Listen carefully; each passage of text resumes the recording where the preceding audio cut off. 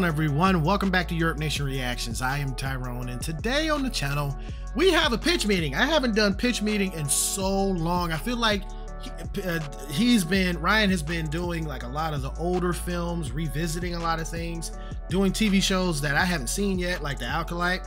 So I can't really react to it if I can't give any commentary on it. But this I did see with Deadpool and Wolverine pitch meeting. But yeah, about the movie. If you haven't followed me on Mostly Wrong Opinions, I would suggest you go follow me there. That is the movie review channel that I do with Devin Harris, and we did do a review on this film. And I don't know, a lot of people probably don't like what we have to say about it, but you have to understand, we are critics. We are fans, but we're also critics first.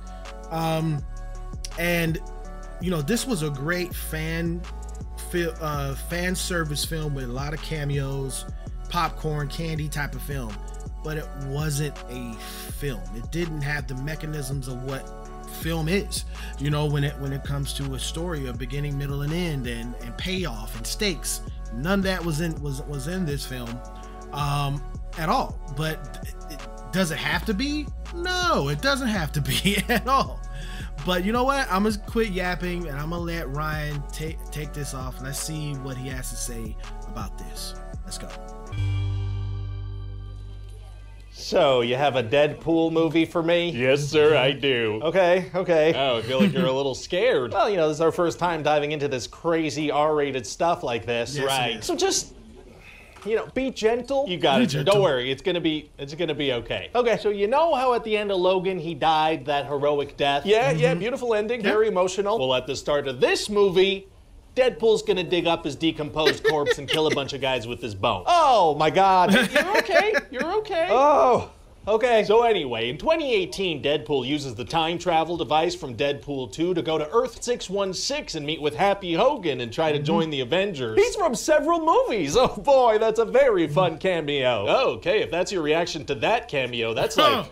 That's the tip of the cameo. That's the tip bird. of the cameo. Oh, it is? Yeah, one of the main audience reactions I'm going for with this movie is, hey. That's the most satisfying way to say hey. I that's agree. okay. So anyway, 6 years later, Deadpool is brought into the TVA by this guy Paradox, who tells him his timeline is dying because the anchor being Logan has died. Anchor being? Yeah, each timeline has one and can't keep going without it. What about the millions of years before anchor beings are born? And if them dying kills a timeline, does that mean they're all supposed to be immortal? I have so many questions. Hey, shut up about all of them. It's just a reason for Deadpool to go find a Wolverine. Oh, okay. So before Paradox Mercy kills his timeline, Deadpool grabs a tempad and goes to search for a replacement. Oh, wow. Yeah, so there's going to be a very fun multiverse montage. There's going to be a short Wolverine. There's going to be one played by Henry Cavill. He's from Argyle. Yeah. Oh, boy. Argyle. Cameo. Listen, sir, are you going to react like this to every single cameo? Yes. Well, cameos are kind of one of the main things we do in this movie, so maybe I should just list them all for you, get it out of the way. Oh, I don't know if I can handle that. Chris Evans as Johnny Storm. He's from the Fantastic... I know. Then there's Wesley Snipes as Blade, Jennifer Garner as Elektra, Daphne Keane as X-23. We've got Channing Tatum as Gambit, Aaron Stamford as Pyro, Tyler Mane as Sabretooth. We've got Toad, we've got Juggernaut, we've got Nathan Fillion, Blake Lively, Matthew McConaughey. Sir?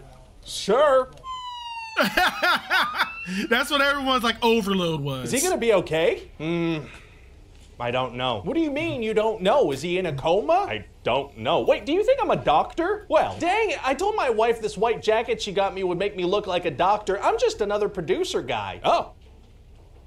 Well, can I keep pitching my movie to you? Sure, let's go. So anyway, I was telling the other producer guy the movie's gonna be a great vehicle for cameos. Wow. And what were the cameos exactly? I'm not going through that again. So anyway, Deadpool finds the worst Wolverine, and then the TVA sends them to this void filled with superhero cameos. Okay. And this Wolverine doesn't like Deadpool, so they're gonna fight a bunch. Don't they both regenerate? They do, yeah. So it's gonna be just a ton of stabbing with no stakes. Sick. And Deadpool's gonna crack a bunch of stakes. jokes about how Disney and Marvel isn't said good no anymore. stakes. anymore. Stuff's going so bad. It's kind of hurtful. And now multiverses just aren't very compelling. Just to be clear, this is a multiverse movie, right? Yeah, but if you point out the thing you're doing, that makes it okay for some reason. I'm breaking the fourth wall, and I'm okay with that. So anyway, now Deadpool and Wolverine need to get out of this cameo void to go save the timeline. Okay. So some bad cameos bring them and Johnny Storm to the leader of the void, Cassandra Nova. And what's her deal? Well, she's Charles Xavier's twin. So powerful mind, baldiful head. Oh boy. Yeah, but she's evil. Why? Because she's antagonistic. Got it. And she's gonna absolutely decimate Johnny Storm, rip his skin off, Does turn it him make to sense blood and bones. what I said earlier? My God. Yeah, I figure we continue the trend from Doctor Strange where a Fantastic Four character dies a horrible death. Kind of a weird trend to develop, but okay. So then Cassandra leaves Deadpool and Wolverine to be killed by Eliath, the big smoke monster from Loki. She doesn't just kill them too? No, because the movie's not done and they need to escape, so they escape. Oh, good for them. And then they're gonna meet up with Blade and Elektra and X-23 and Channing Tatum as Gambit. Channing Tatum never played Gambit. No, sir, but he almost did. And let me tell you, people that paid attention to casting news in 2014 for films that were ultimately canceled are gonna love that cameo. Pretty specific target you're aiming for there. And I intend to hit it. I imagine you will. So Wolverine's gonna have a nice scene with X-23 and she's gonna make him feel better about all the X-Men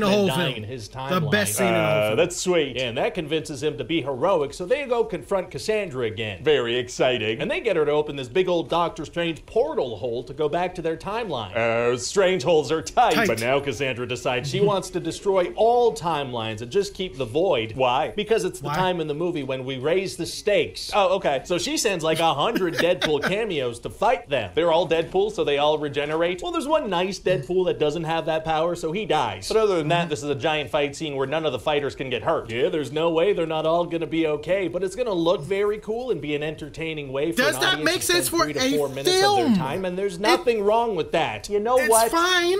I guess you're right. It's fine, but we have to point out the obvious, people, as critics.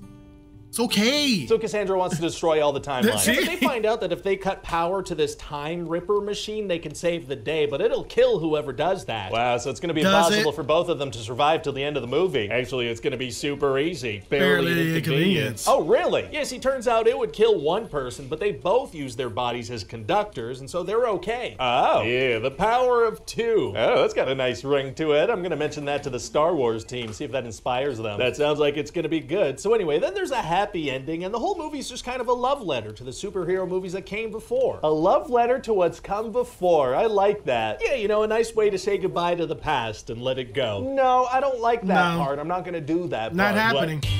See?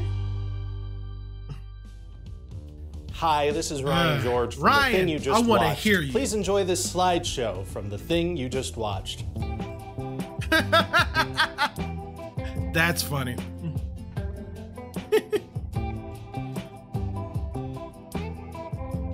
Very good, very good, very good. Check this out, people. He said everything of what I was saying just a minute ago, but also what Devin and I were saying in our review over on Mostly Wrong Opinions, that we know that the film is here for Marvel fans to appreciate, to love, to bask in and everything that was once before.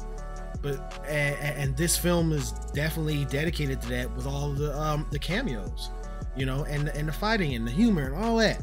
But it's not structured as a movie. That's why we talked about with the stakes, with them fighting each other.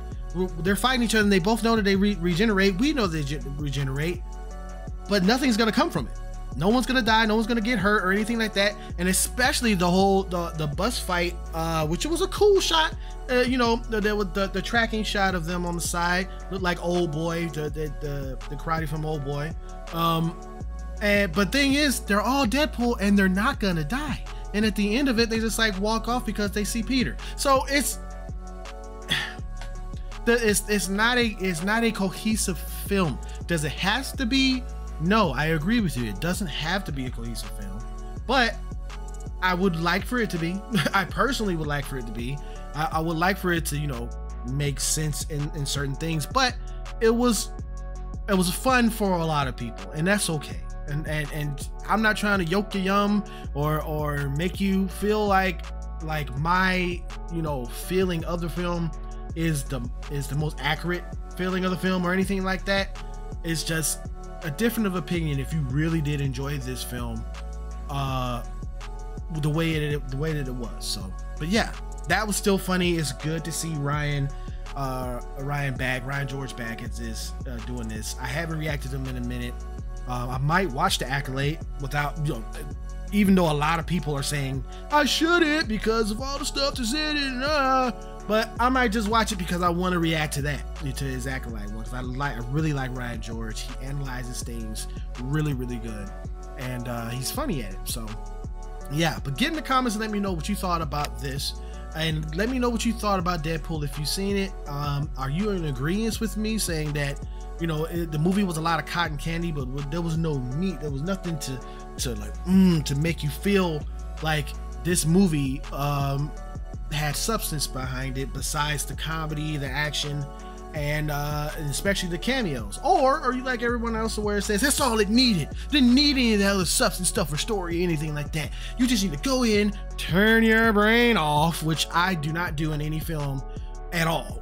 Okay, and just enjoy it. I can't turn my brain off. A film, any type of art, is meant to be understood. Okay, and if it's not understood, it didn't do its job well to convey whatever type of message that it was trying to convey. But I still didn't think it was a horrible film. I just didn't think it was a film. But anyway, get in the comments and let me know what you thought about this. If you did like my reaction to this, please hit the thumbs up. It really does help out the channel more than you know. And if you're new to the channel, please hit that subscribe button at the bottom, all right, and hit that notification bell to stay up to date with everything I do right here on YURP Nation Reactions. Popping up over here is another something that I did, a reaction that I did. I think you should watch that. Have fun with that, okay? And then come on back for something else that I react to, okay? You have a good day. Bye, bye, bye.